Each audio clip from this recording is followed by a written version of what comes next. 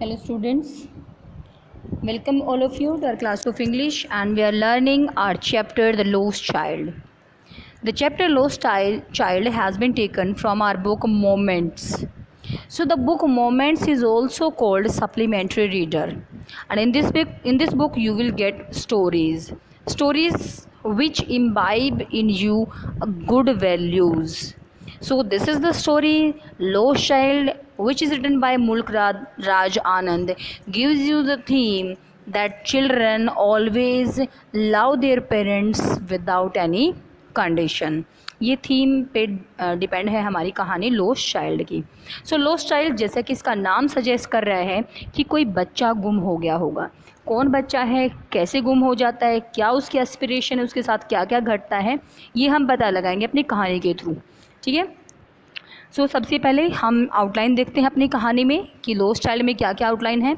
Lost child the story of a small child. मैंने पहले ही बताया है कि हमारी कहानी का जो मेन हीरो है वो कौन है, स्मॉल चाइल्ड है. तो क्या इस स्मॉल चाइल्ड का कोई नाम है? No, there is no name. Actually small child is the hero, protagonist बोलते हैं हम इसको. प्रोटोगोनिस्ट का मतलब कहता है जो मेन कैरेक्टर है वो है इस कहानी का हीरो, लेकिन कोई नेम ही नहीं है लोस्ट चाइल्ड का. No name. तो क्या है, नाम तो कुछ है नहीं, सिर्फ उसको हम लोस्ट चाइल्ड के नाम से या फिर स्मॉल चाइल्ड के नाम से ही जानेंगे. A child who gets lost in a fair and who is very small, मतलब स्कूल गोइंग बच्चा होगा. ठीक है. He had gone with his parents. तो क्या वो मेले में अकेला जाता है? सेकंड क्वेश्चन जो अराइज होता है, नहीं, जाता तो पेरेंट्स के साथ है. तो he had gone with his parents to the fair but loses them, गुम कर देता है, मतलब उनसे दूर हो जाता है. When he gets engrossed in looking at the run roundabout swing, जब वो एक गोल गोल झूले की तरफ देखने में बिजी हो जाता है तब वो अपने पेरेंट्स को खो देता है, उनसे दूर हो जाता है. ठीक है. तो अब यहाँ पे एक वर्ड आया है आपका, बहुत अच्छा है, एनग्रोस्ड. तो एनग्रोस्ड वर्ड का मतलब क्या है बेटा? एनग्रोस्ड का मतलब होता है बिजी हो जाना. ठीक है, उसमें लीन हो जाना. तो जब बच्चा उसमें बिज़ी हो जाता है उसको देखने में, तो वो अपने पेरेंट्स से दूर हो जाता है. स्टोरी में हाईलाइट किया गया है किस चीज़ को, मतलब मेन थीम हमारी क्या बताई गई है? Bond of love and affection that a child shares with his parents. कि एक बच्चे का कितना ज़्यादा अफेक्शन, स्नेह है, कितना ज़्यादा love of bond of love है, यानी कि प्यार का जो बंधन है कितना स्ट्रॉन्ग है एक बच्चे का अपने पेरेंट्स के साथ, ये दिखाया गया है. कैसे? वो ऐसे दिखाया गया है कि गुम होने से पहले he had been demanding different things की डिमांड करा था, जैसे स्वीट्स, बलून्स, फ्लावर्स, स्विंग्स. ठीक है, ये चीज़ें वो खाना चाहता था या खेलना चाहता था.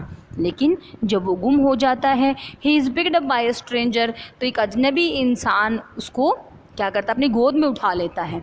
और वो स्ट्रेंजर ट्राई करता है कि मैं बच्चे को पूरी कोशिश करूं कि वो शांत हो जाए. ठीक है.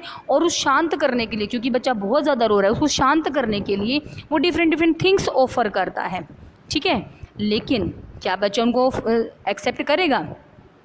वही चीज़ें ऑफ़र करता है जो बच्चा बड़ी ईगरली पहले अपने पेरेंट्स से मांग रहा था, बिल्कुल वही चीज़ें. ठीक है. लेकिन अब बच्चे को वो चीज़ें चाहिए ही नहीं जो उसको अपने पेरेंट्स से पहले चाहिए थे. अब वो चीज़ें चाहिए नहीं. क्यों?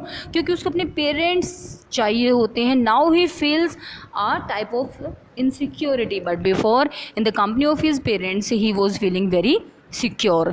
तो ये कहानी हमें देती है the pampering power of parents towards a children. Pampering का मतलब क्या होता है? लाड प्यार, एक पेरेंट्स का एक बच्चे के लिए.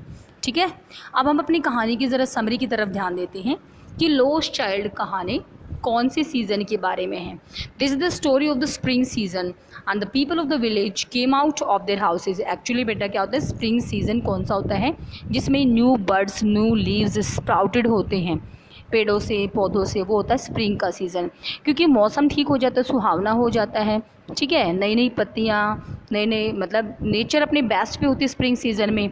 तो सभी क्या करते हैं, मौसम का नज़ारा लेने के लिए घर से बाहर निकलते हैं, क्योंकि बारिश भी उस समय पे नहीं होती है. तो अच्छा मौसम होता है, कहीं मेले लगते हैं, कहीं कुछ और होता है, फंक्शन वगैरह. तो सभी लोग फंक्शन अटेंड करने के लिए बाहर घूमते हैं, घरों से बाहर, चाहे पिकनिक के लिए चाहे कैसे भी जाए वो बाहर आने लगते हैं.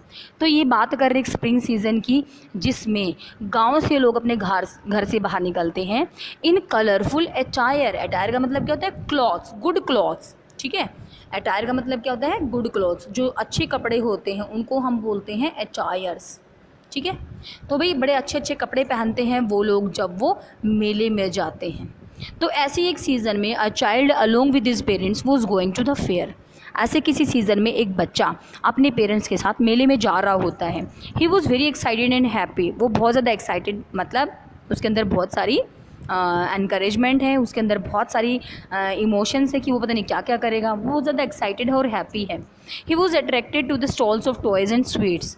उसको सबसे पहली अट्रैक्शन बच्चा रास्ते में, क्योंकि काफ़ी दिनों के बाद, या समझो कि उस पहली बार घर से बाहर मेले के लिए जा रहा है अपने पेरेंट्स के साथ है, तो इतना ज़्यादा एक्साइटेड है कि जो भी चीज़ उसके रास्ते में आती है बच्चा उसको देखता ही रह जाता है, इमेजिनेशन में खो जाता है। सबसे पहले जब वो गांव से चलता है तो टॉयज़ की शॉप आती है, वहीं पे देखता रहता है, उन टॉयज़ को लगातार देखता रहता है। He joined his parents only when the mother called him. ठीक है, जब उसकी माँ उसको आवाज़ लगाती है कि तुम कहाँ रह गए, तभी वो उनके साथ आता है। ठीक है, रास्ते में तितलियों के पीछे पीले पीले सरसों के खेत, हर चीज़ उसको अट्रैक्ट करती है, वो उनको देखने में मगन हो जाता है और उसकी माँ को बार बार उसको बुलाना पड़ता है कि तुम कैसे पीछे रह गए हो। ठीक है, हालांकि the father got angry, father को तो फिर भी गुस्सा आ जाता है, लेकिन उसकी माँ कोशिश करती है उसको पैसिफाई करने की, पैसिफाई मतलब काम डाउन करने की कोशिश करती है, and divert his attention toward other things.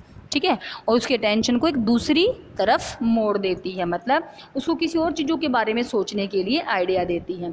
बच्चा कहता है मुझे ये चाहिए ये चाहिए, लेकिन फादर कहता है कि नहीं, वो समय नहीं है कि तुम ये चीज़ ले सको। ठीक है, और हम इतने अमीर भी नहीं है कि तुम सारी चीज़ें खरीद सको। तो क्योंकि बच्चा थोड़ा मायूस होता है, तो माँ क्या करती है, उसको कंसोल करती है, उसको पैसिफाई करती है और बातों को बदल देती है, किसी दूसरे बातों को शुरू कर देती है। चाइल्ड मूव फॉरवर्ड बट, तो बच्चा उनके पीछे पीछे उनके साथ साथ फिर चलने लगता है, लेकिन वंस अगेन लेग्ड बिहाइंड, एक बार फिर पीछे रह जाता है। कब? Because his eyes were caught by one thing और the other on the way now and then. ठीक है, नाउ एंड देन क्या है, एक फ्रेज होता है आपका। नाउ एंड देन का मतलब होता है अगेन एंड अगेन। ठीक है, अगेन एंड अगेन, तो बार बार होता है नाउ एंड देन का मतलब। तो लेकिन वो अब तो अपने पेरेंट्स के साथ ज्वाइन हो गया है, लेकिन बार बार पीछे रह जाता है जब जब कभी उसकी आंखें किसी ऑब्जेक्ट को देखती हैं, कभी किसी ऑब्जेक्ट को देखती रह जाती हैं। ठीक है, वो लीन हो जाता है, वो उसकी तरफ बिजी हो जाता है देखने में कि उसको पता ही नहीं चलता वो पीछे रह गया है या नहीं रह गया है।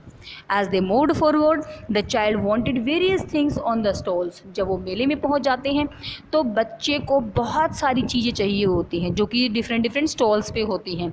मेले में तो आपको पता है हर चीज़ के लिए स्टॉल होता है। तो his mouth watered seeing sweets decorated with gold and silver leaves.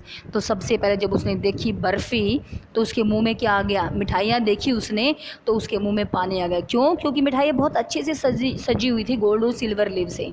He wanted his favourite barfi, वो अपनी फेवरेट बर्फ़ी खाना चाहता था, but knowing what is parents would refuse on the ground. लेकिन उसको पता था, उसको अपने पेरेंट्स की आदत का पता था कि वो बिल्कुल साफ साफ मना कर देंगे। ऑन द ग्राउंड का मतलब क्या था, साफ मना करना, क्या कह के, दैट ही वॉज ग्रीडी, कि तुम तो लालची हो गए हो। इसीलिए ही डिडंट आस्क एनीथिंग, उसने बोला नहीं कि मुझे बर्फ़ी चाहिए। ही वॉकड अहेड, वो आगे चल पड़ा। पहले से अपने मन में सोच लिया कि वो क्या बोलेंगे, कि तुम तो लालची हो। इसीलिए क्योंकि बच्चे ने पहले जब टॉयज़ वगैरह की डिमांड की थी तो पेरेंट्स ने मना कर दिया था। अब उसको पता है हर चीज़ के लिए मना ही मना करेंगे, इसलिए वो उनसे कुछ पूछता नहीं है अब। हाँ, अपने मन मन में ज़रूर चाहता है कि हे भगवान मुझे ये चीज़ मिल जाए। ठीक है, then he saw beautiful garlands of gulmohar. उसके बाद वो गुलमोहर, एक तरह के फ्लावर्स होते हैं रेड कलर के। ठीक है, तो वो रेड कलर के फूलों की एक गार्लैंड चाहता है, माला चाहता है, लेकिन उसके लिए भी नहीं पूछता है। ठीक है, क्यों? क्योंकि पता था they would plainly denied to buy that garland. ठीक है, वो साफ साफ मना कर देंगे। फिर उसको बलून्स दिखाई देते हैं, उसको ये पता था कि पेरेंट्स फिर मना कर देंगे, ये कहते हुए मना कर देंगे कि he was too old to play with balloons, कि अब वो इतना बड़ा हो चुका है कि बलून से उसको खेलना नहीं चाहिए। ठीक है, इसीलिए वो आगे चल पड़ा। मतलब हर एक चीज़ को ऐसे देख रहा है और बच्चा आगे बढ़ रहा है। हैं, ठीक है, कि पेरेंट्स जो है उसकी बात को मानने तो बिल्कुल भी नहीं गए, वो क्या करेंगे, उसकी बात को मना कर देंगे, इसलिए वो आगे बढ़ता रहता है। Then he saw a snake charmer. उसके बाद वो क्या देखता है, एक सांप वाले सपेरे को देखता है। ठीक है। और सपेरे को देख के क्या कहता है, उसको उसकी धुन बड़ी पसंद आती है, जो वो बांसुरी बज रही है, बीन बज रही है, जो फ्लूट बज रही है, उसको धुन बड़ी अच्छी लगती है, इसलिए वो चाहता है उसको ख़रीदना। लेकिन उसको पता है कि उसके पेरेंट्स बोल देंगे कि it's not a melodious voice, it's a very shrilly voice. That's why the child moved ahead by thinking that they would plainly deny it. ये सोच करके आगे चलने लगता है कि वो साफ साफ मना कर देंगे। लास्ट में वो राउंड अबाउट देखता है। राउंड अबाउट स्विंग मतलब गोल गोल झूला, जिसमें बच्चे गोल गोल झूलते हैं, वो वाला झूला देखता है। उसको देख करके बच्चे को लगता है कि अब तो मैं रुक नहीं सकता। हालांकि सारी अपनी जो टेम्पटेशंस हैं उसको बड़ा कंट्रोल किया उसने, लेकिन लास्ट में जब राउंड अबाउट को देखता है तो देखता ही रह जाता है। कुछ समय के बाद सोचता है कि क्या पता वो लोग हाँ कर ही दे, तो उससे पूछ लेना चाहिए। तो जैसे ही पूछने के लिए पीछे मुड़ता है, क्या होता है गेस? यस, जैसे ही वो परमिशन के लिए पीछे मुड़ता है, टू हिज एस्टोनिशमेंट, एस्टोनिशमेंट मतलब सरप्राइज, तो बड़े सरप्राइज की बात होती है। एस्टोनिशमेंट का मतलब क्या होता है? सरप्राइज होता है। तो बड़े सरप्राइज की बात है कि देयर वॉज नो रिप्लाई, कोई जवाब ही नहीं आया। Neither his father nor his mother was there, ना तो वहाँ पे उसका फादर था ना ही उसकी मदर थी। Now a kind of insecurity surrounded the boy. He was filled with terror to see so many people around him because it's a fair and there gathered a huge crowd. ठीक है, इतनी ज़्यादा भीड़ है और बच्चा अब डरने लग गया है, अपने आप को इनसिक्योर फील कर रहा है। वो माँ बाप को ढूंढ रहा है, हर जगह बच्चा चिल्ला रहा है, आवाज़ लगा रहा है, रो रहा है, लेकिन कोई नहीं उसके लिए जवाब दे रहा है। इसलिए बच्चे ने रियलाइज़ किया है that he was lost. He ran here and there but couldn't find them. ठीक है, यहाँ वहाँ दौड़ता फिर रहा है, लेकिन उसको वो पेरेंट्स कहीं नहीं मिले। ठीक है, फिर वो बहुत बड़ी भीड़ में चला जाता है और वहाँ पे try to find out his parents. He was crushed by some person. Suddenly a kind hearted man took him up in his arms. वो पैरों के नीचे कुचला ही जाता वो बच्चा, तभी किसी दयालु इंसान ने उस बच्चे को अपनी गोद में उठाया and consoled the bitterly weeping child. Consoled का मतलब क्या होता है?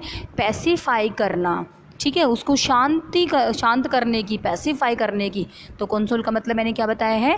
पैसिफाई करना। तो उसको पैसिफाई करने की कोशिश की उस बच्चे को, जो कि बुरी तरह से रो रहा था। He asked if he would like to have a joy ride. उसने पूछा। अब देखो, जो बच्चा शुरू में चाहता था वो चीज़ें तो मिली नहीं, ठीक है, लेकिन अब उस आदमी ने उस बच्चे को पैसिफाई करने के लिए उसको वो सब देना चाहा जो वो पहले चाहता था। इसलिए उसने पूछा, क्या तुम राउंड अबाउट पे एक राइड लेना चाहोगे? लेकिन बच्चा तो सुबकता रहा। And demanded the company of his father and mother. He only asked that he want his father, he want his mother. then the child didn't stop sobbing. sobbing का मतलब क्या था? सुबकना।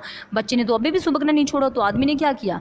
he offered some sweets also. उसने फिर sweets देखी, वही बर्फ़ी उसको offer कर रहे हैं, but the child denied and only demanded for the company of his parents.